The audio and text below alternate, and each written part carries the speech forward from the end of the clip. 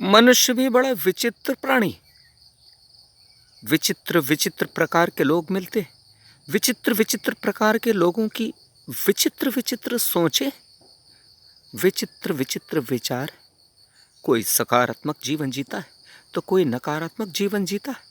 कोई औरों के घरों को जोड़ने की कोशिश करता है, औरों के घरों को बसाने की कोशिश करता है, औरों के जीवन और परिवारों में सुख देखना चाहता है और उनके जीवन में सुख बढ़ जाए इसके लिए वो प्रयासरत रहता है।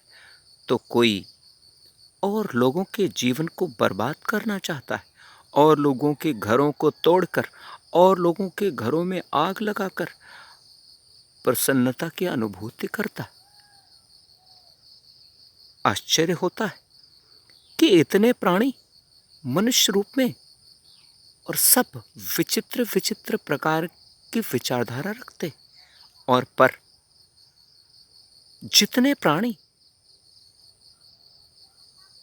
उनके वैसे वैसे कर्म, तो परिणाम भी उनके वैसे वैसे ही होंगे। जो जैसा करता है उसको वैसा ही परिणाम मिलता है। जो लोग अन्य जीवन में, अन्य लोगों के परिवारों में, अन्य लोगों के घरों में सुख की कल्पना करते, प्रेम बरसाने की कोशिश करते, उन्हें सुख देने का प्रयास करते, उनके दुखों को हरने की कोशिश करते, वे अपने जीवन को परमार्थ की ओर बढ़ाकर अपने जीवन को अद्भुत बना लेते, अपने जीवन को और औरों के जीवन को सुखी बना लेते। ऐसे लोग जहां जाते हैं औरों को सुख ही प्रदान करते, परंतु ऐसे लोग, जो लोग औरों के घरों में आग लगाने की कोशिश करते हैं, औरों के घरों को तोड़ते, औरों के परिवारों को तोड़ते, औरों के रिश्तों में जहर घोलते हैं, औरों के रिश्तों को बर्बाद करके सुख की अनुभूति करते, औरों को दुखी करके सुख की प्राप्ति करते, ऐसे निम्न विचार के लोग कभी भी सुखी नहीं रह सकते, कभी भी प्रसन्न नहीं रह सकते। उन्हें उनका परिणाम मिलकर रहता है। ठीक उस प्रकार से जिस प्रकार से अच्छे कार्य करके अन्य लोगों के घरों को संवारने में जो लोग आगे बढ़ते हैं उन्हें अच्छे परिणाम मिलते हैं, ठीक उसी प्रकार और लोगों के घरों को तोड़कर खुशी मनाने वाले लोगों के घरों में कभी सुख की बरसात नहीं हो सकती। घर जुड़ नहीं सकते, उन्हें सुख की प्राप्ति नहीं हो सकती। उन्हें भ्रम अवश्य होता होगा, उन्हें यह समझ में अवश्य आता होगा कि उन्होंने यह सभी कार्य निपटाकर औरों की छाती पर पांव रखकर उन्हें कुचलकर आगे बढ़कर बहुत कुछ पा लिया है, बहुत कुछ उन्हें हासिल हो गया है, बहुत बड़े बड़े कार्य उन्होंने पूर्ण कर लिए। अपने सभी कार्य पूर्ण करके अब वे अपने आप को सफल मानते हैं, पर वास्तविक रूप में वे सफल नहीं हैं। वे दुनिया के सबसे असफल लोग हैं, जिन लोगों ने औरों के घरों को बर्बाद करके, औरों के घरों को तोड़कर, औरों के घरों में आग लगाकर, औरों के रिश्तों को तोड़कर छिन्न भिन्न करके अपने कार्य बनाते हैं। वे हमेशा और हमेशा दुख ही पाते, और जो भी दुख उन्हें मिलते हैं उसके जिम्मेदार वे ही होते।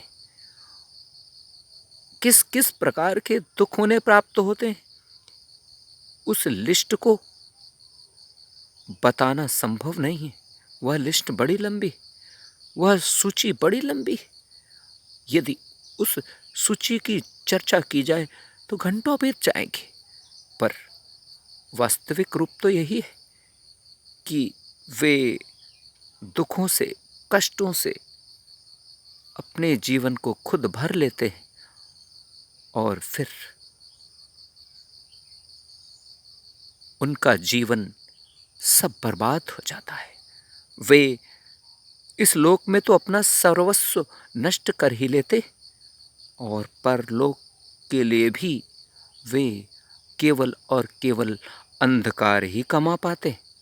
यद्यपि कि अनेकों लोग इस बारे में विचार नहीं करते, अनेकों लोग इस प्रकार के नकारात्मक और पाप कर्म करने में हिचकिचाते नहीं हैं। उन्हें आत्मिक गर्व महसूस होता है। यही तो कारण है कि उनकी बुद्धि पर पत्थर पड़े, उनके आंखों के सामने भौतिकता का जाला ढका हुआ है, सामने लटका हुआ है। उनकी मति भ्रष्ट हो गई है, इसलिए वे समझ नहीं सकते, वे सोच नहीं सकते, वे विचार नहीं कर सकते। सही ही किसी विद्वान ने कहा, किसी शास्त्र ने कहा कि विनाश काले विपरीत बुद्धि। जब विनाश की घड़ी आती है तो बुद्धि विपरीत ही चलती। फिर कोई धर्मशास्त्र, कोई ग्रंथ, कोई विद्वान, कोई गुरु संभाल नहीं पाता। जिसके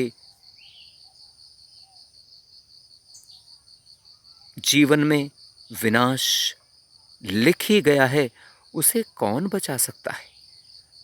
विधाता ने यही नियम बनाया, जो जैसा करेगा उसको वैसा परिणाम मिलकर रहेगा।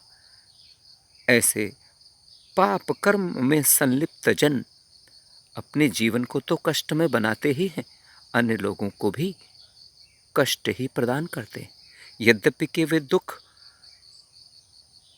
देकर दुख ही पाते हैं, परंतु उन लोगों को इससे क्या लाभ हुआ जो व्यर्थ ही उनके कारण दुखी हुए।